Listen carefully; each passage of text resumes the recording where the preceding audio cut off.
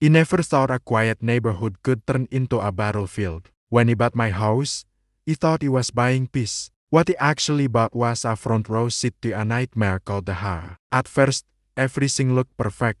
Clean streets, identical mailboxes, and the lawns so neat they looked like green carpets. It was the kind of place where people wave but never really smile. The realtor sighed.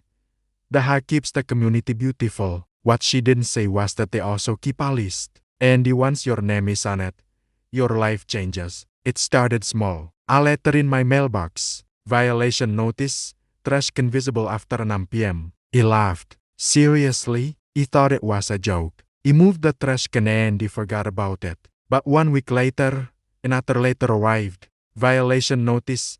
Grass exceeds approved height by 0.5 inches. Half an inch. He remembers standing in my yard with a ruler, thinking, is this real life? Still, he stayed calm. He mowed the lawn. He followed the rules. But that's when he learned something important.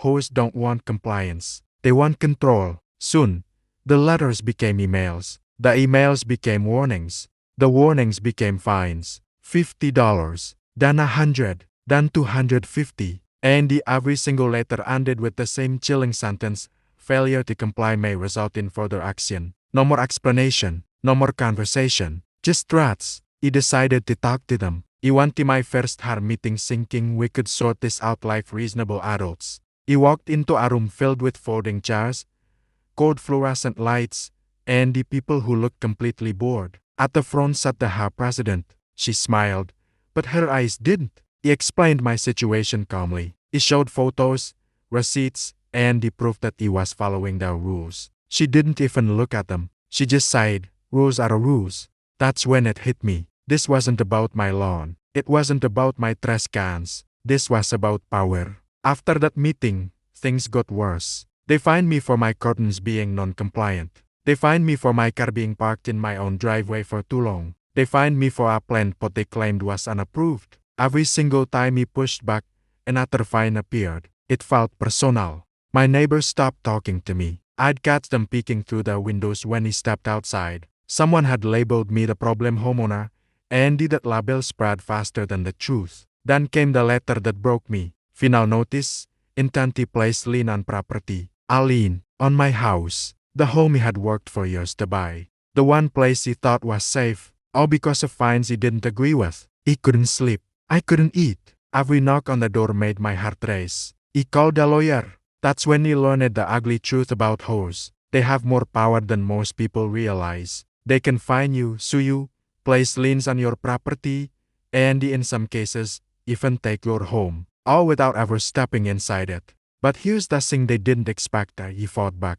He started requesting records, meeting minutes, financial statements, everything. And suddenly, they got quiet, very quiet. It turns out, my fines weren't documented properly. Votes weren't recorded. Rules were being enforced selectively. They weren't protecting the community. They were protecting themselves. He showed up to the next meeting with a stack of evidence. The same president sat there, arms crossed. This time, he spoke louder. He read their own rules out loud. He quoted state law. He asked questions they couldn't answer. People in the room shifted uncomfortably. Neighbors started whispering. And for the first time, the HOA board looked scared. A week later, the lien threat disappeared.